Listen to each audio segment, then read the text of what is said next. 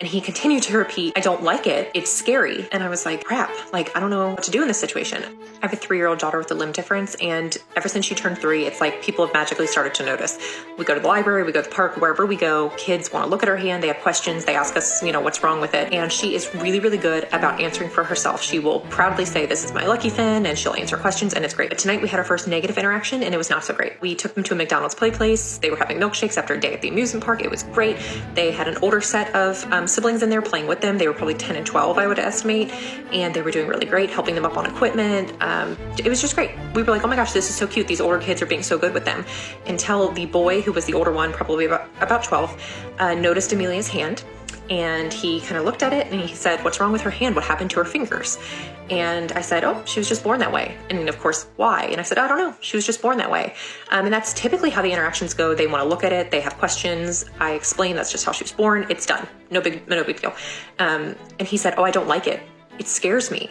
And I was like, oh, sometimes when things are different, they seem scary, but it's not scary. It's just different. So I said, Amelia, do you want to show me your lucky fin? And she held up her hand and said, this is my lucky fin, and he continued to repeat, I don't like it. It's scary. And I was like, crap, like, I don't know what to do in this situation. So we just kept saying, it's not scary. It's just different. She's fine. And he's like, it makes me sad. And I said, no, it's not sad. It doesn't make her sad, and then we're like, kind of like, he's saying all this right in front of Amelia, my 3-year-old. So anyways, at this point, she's off playing. She's not really paying attention. He's more having a conversation with my husband and I, and he just keeps saying, it's sad. I don't like it. It's scary.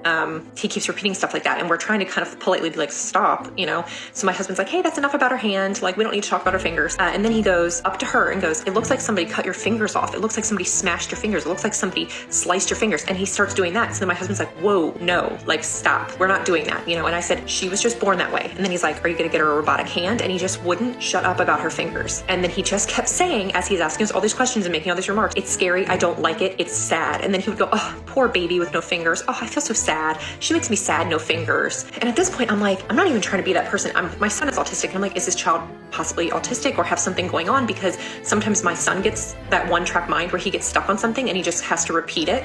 And he basically says things until people acknowledge him back. We're trying to be understanding that this is another child that's asking questions and curious, but at the same time, he's saying these things in front of our child who is significantly younger. And we don't want her to think that her, fingers are anything to be ashamed of, anything to be scared of, anything wrong with them.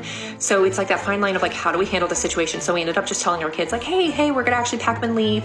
Let's finish up our shakes. We need to get back on the road, and just kind of try to make an exit without making it too obvious we were making an exit. It was very upsetting. I got in the car and we were all just kind of silent because it was just like, that sucked to have a kid look at your child and say that they are scary, they make them sad, that they don't like them. It hurt. I don't know. And that was our first time. So it felt very new. And this was very like, oh, this is not the normal reaction we get. So I don't know what we could have done, should have done, but that's what happened, and it sucked.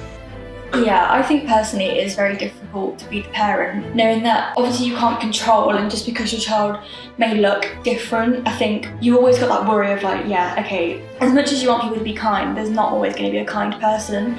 So I feel like not that it was a good thing, but I think it was a good thing for them to experience how to handle this situation. And obviously children, at the end of the day, they say these questions, they say things, they just don't think about it because they don't have the brain knowledge as like an adult to be like, okay, if I said that to that person, they're going to be very upset. But they don't have experience of learning and growth and stuff. But the fact, like, she was very good to correct him and be like, there's nothing to be scared of, I promise you, it's literally just the way she's born. And yes, a child will look at someone, like if you're in the shops and you don't look similar genetic and genes of everyone else, a child will literally stare at you like this, like they would just gawk, because it's not like they're being rude, it's just they just don't know what that looks like and they don't know what's wrong with you, and so like just curious, they're so curious. And who knows, the child may have autism, whatnot. I personally just think it was a child, and their parents have never really like told them, that you will meet people along your journey and they won't look like you. Like I just think that's the way parents haven't really, I'm not saying it's parents' fault, but I'm just saying I think it's the way the children have been cuddled and bubbled in that situation, so they don't really know what to say in the lightest positive things. But the best situation was to leave. But I reckon as a mother and a father, you'd be really, really upset. You want to protect your child from being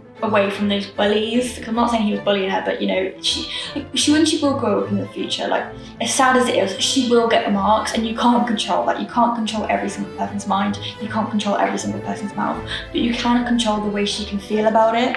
So you could be like, you know, you're gonna get people ask you questions, you're gonna get picked on maybe. But if you do get picked up on, you know, you just need to know it's just because it's something you can't control, and you know, you are special in the way of you're amazing. You know, I told you about the happy, the good luck fin and the bad fin. And you know, I think as well, a lot of children nowadays, because they're so around social media, maybe this could be a thing that schools can bring in, you know, like bullying, about looks and stuff, which I know some schools do touch on, but it's very light, like further touched on, like they don't really do much deep research. But I do understand, I reckon it is really difficult for mum. Yeah, but I think, yeah, some of the comments are like not really understanding, but I think a lot of the comments are saying that, you know, maybe just inform the parent. You're not snitching, but it gives the parents a bit of a conversation, which I think is a good idea. You know, just let the parents know, like, hey, I'm not like being rude about your son, but he had a lot of questions about my daughter's like unlucky fin, and you know, I think maybe just give him a bit of, I'm not saying it's your fault, but you know, maybe just let him know like there's still going to be some people along your journey that you're going to see that may look different to you, but they're not different in any way, shape or form, personality. Physically they might look a bit strange in your eyes, but physically, like mentally, sorry, they're literally the same person. Like I think that's probably the best thing to do.